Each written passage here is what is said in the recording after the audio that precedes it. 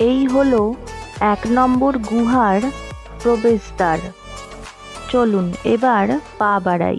এটি হলো শিব পার্বতীর বিবাহের ভাস্কর্য। এটিকে বলা হয় কল্যাণ সুন্দর।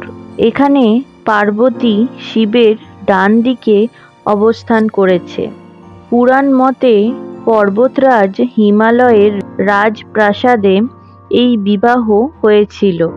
প্রজাপতি ব্রহ্মা ছিলেন পুরোহিত, নারায়ণ ছিলেন বিবাহের সাক্ষী, স্বর্গের দেবদেবী এবং অপ্সরা সকলে মিলে বিবাহের উল্লাসে মেতে উঠেছিলেন। ওপর থেকে অন্যান্য ঋষিগণ আশীর্বাদসহ পুষ্পবৃষ্টি করছেন।